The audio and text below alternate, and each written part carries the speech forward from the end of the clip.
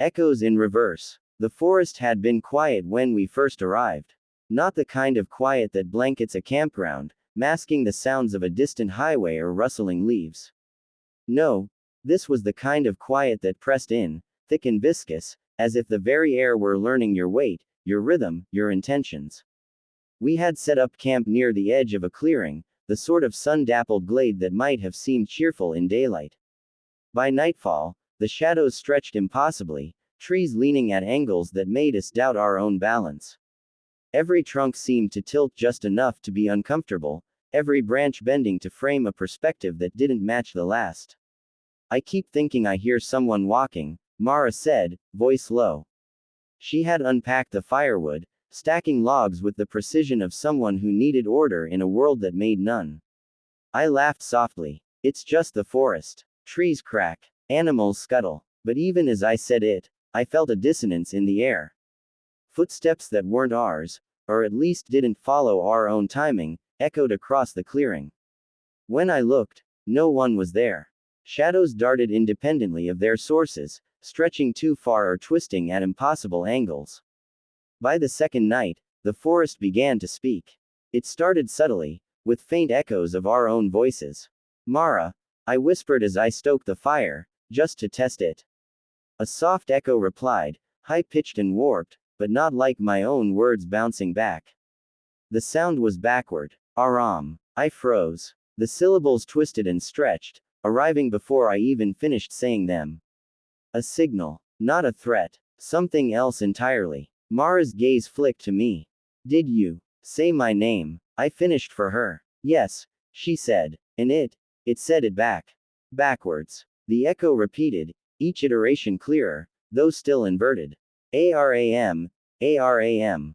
I felt it in my bones. The forest was listening, not in a sentient, emotional way. Not hunting, not angry. Indifferent, computational, patient. Every vibration in the air, every sound, every movement, it was measuring us, correcting the environment, nudging us along a path we didn't understand. The anomalies began to escalate. The trail we had taken to reach the clearing twisted in ways that made no sense.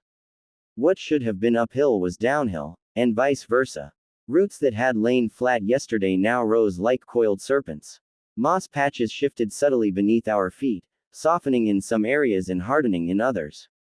The fire's light bent around the trees, pulsing in bursts that didn't correspond to flame or wind.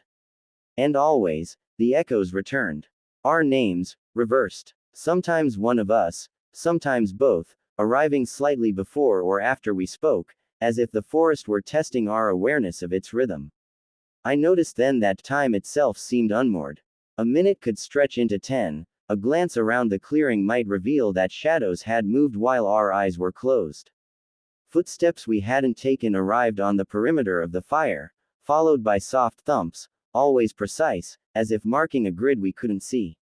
By the third night, the forest had begun to correct us. We tried to step off the trail, to explore a patch of wildflowers or examine a fallen tree. But each deviation resulted in an almost imperceptible shift in the environment. A log that had been behind us now stood in front. Branches realigned themselves, creating archways and corridors that seemed planned.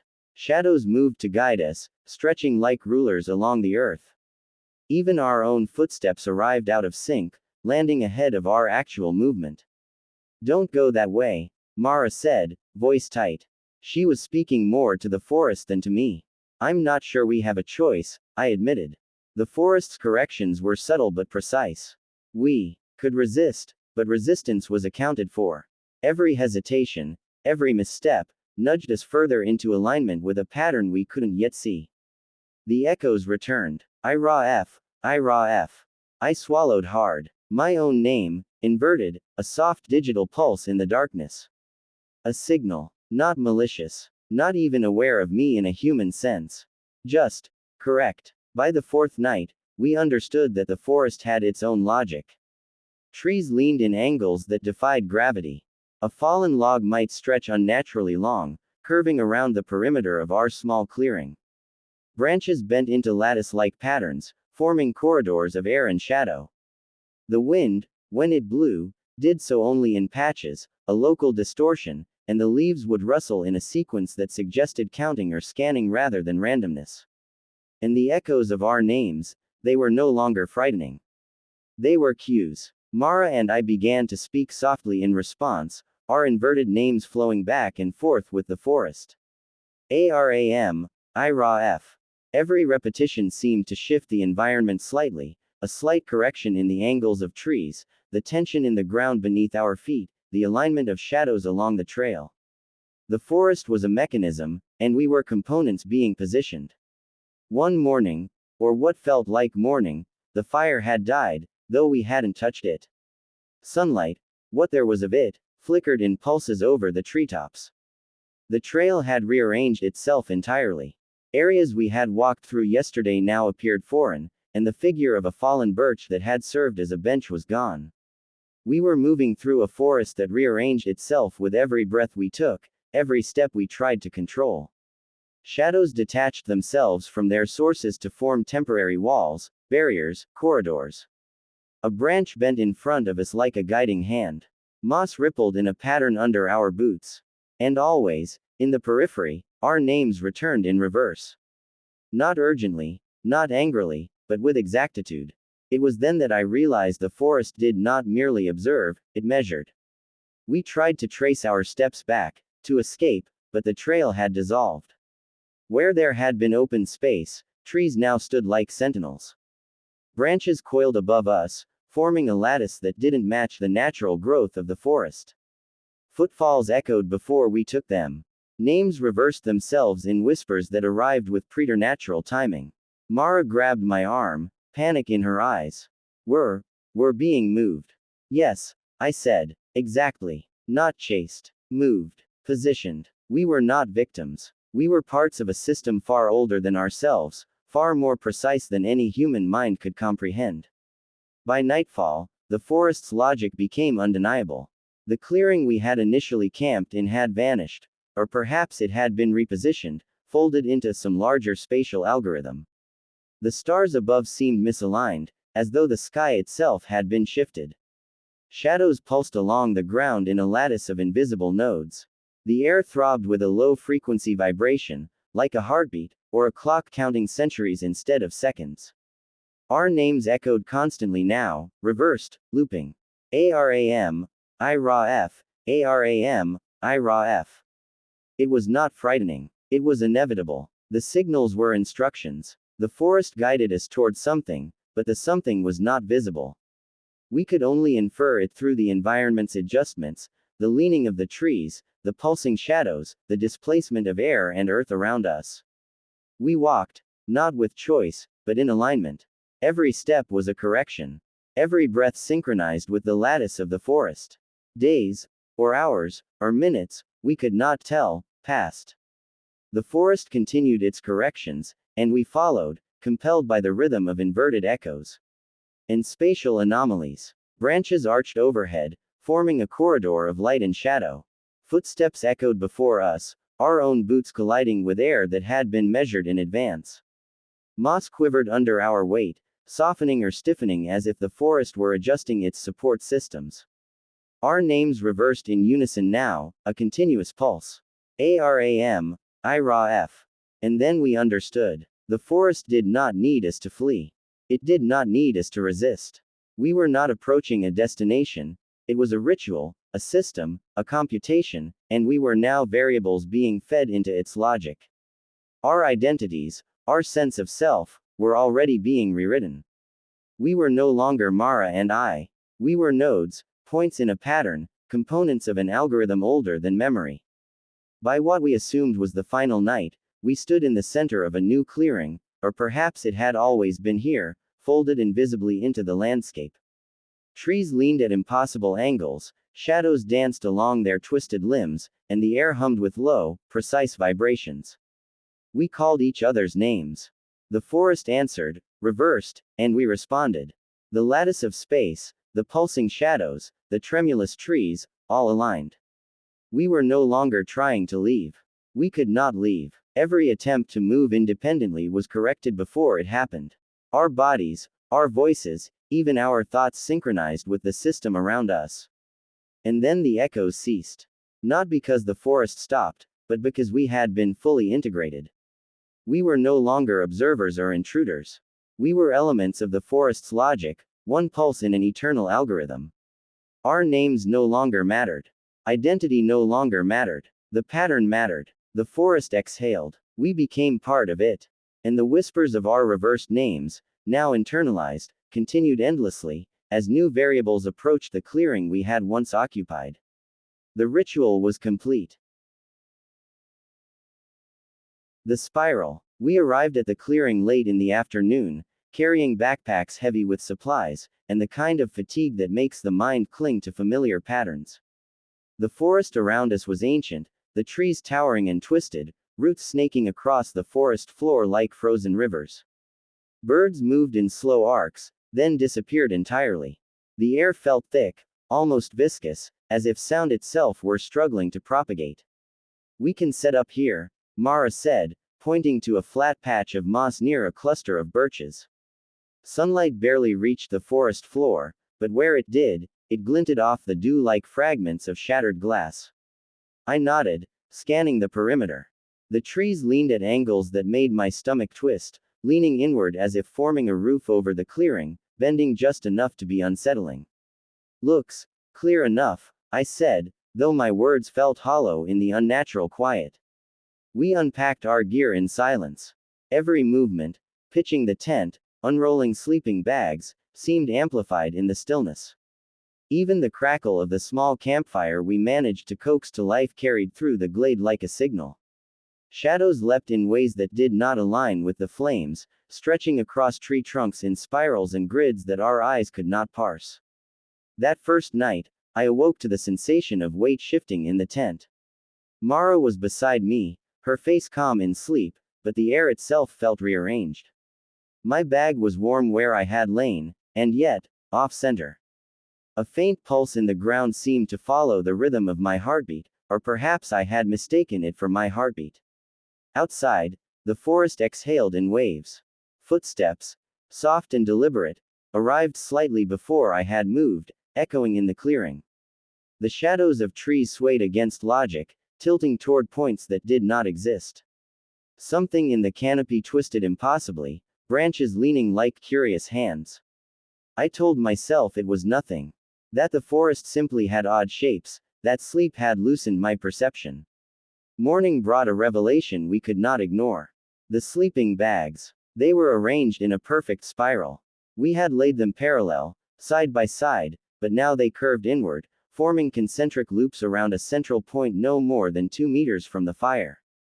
The spirals were precise, each bag aligned with its neighbor at an angle that seemed mathematically exact. The forest around them reinforced the pattern. Branches curved in alignment, shadows fell in a spiral that mirrored the arrangement, and even the moss seemed to ripple outward in faint concentric circles. Mara's voice was almost a whisper. "Did we do this?" I shook my head. "No, we didn't touch them after we slept. We circled the spiral slowly, noting the subtle distortions. A fallen log had shifted slightly, forming a straight line that pointed directly to the center. Sunlight, such as it was, fell across the spiral at perfect intervals, pulsing with the movement of the leaves above.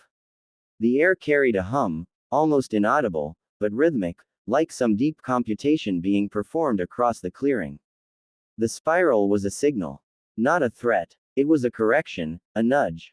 A reminder of a pattern we had failed to obey while moving through the forest. We tried to leave. Paths we had followed the day before twisted into loops that returned us to the clearing. Ground that had seemed flat rose or tilted unexpectedly. Roots we had stepped over now protruded sharply, forcing us into precise footfalls. Each time we moved, shadows preceded us, pulsing along the earth in faint grids. Footsteps echoed ahead of our own, arriving before we made them. "This isn't possible," Mara said, panic creeping into her voice. We should be leaving." I nodded, helpless. "We're being positioned. The forest is guiding us." It was a slow realization, like water seeping into bones. The forest was a system, older than any memory, computational in its logic. The spiral, the shifts in geometry, the preemptive footsteps, the tilting trees, they were all corrections. The forest had identified our alignment and was adjusting us. Days, or what felt like days, blurred together. Time was not consistent. A minute could stretch into an hour could collapse into a single blink. Sleep was irregular, punctuated by the faint, precise pulse of the forest through the ground, through the air, through our own bodies. The spiral became more complex. The edges of the clearing rippled in expanding loops, moss curling in arcs around our sleeping bags. Shadows leapt independently, forming lattice patterns on the forest floor. We began to notice that every movement we made was anticipated, corrected, and nudged into a rhythm dictated by forces we could not perceive. We spoke softly, calling each other's names in turn. Our voices returned, inverted, warped, sometimes arriving before we had spoken them, sometimes echoing faintly after a delay. Ra ma, I ra f. We stopped thinking in terms of fear.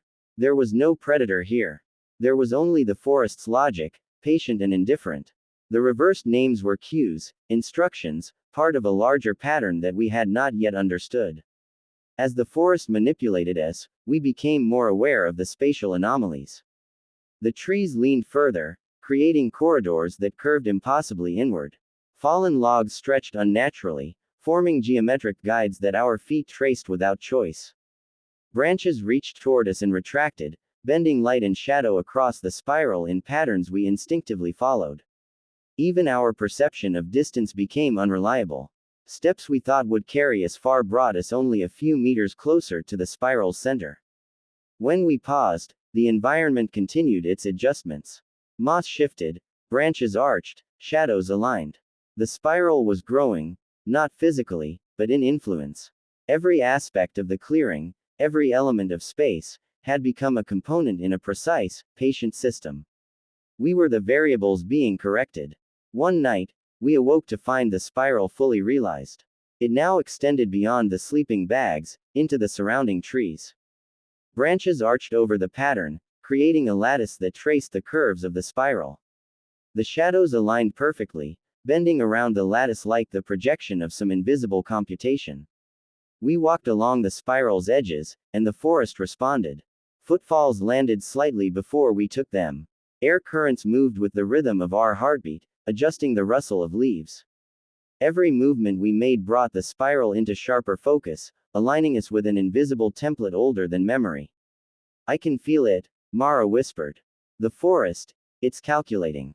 Yes, I said. We're not wandering. We're participating. The realization was not frightening.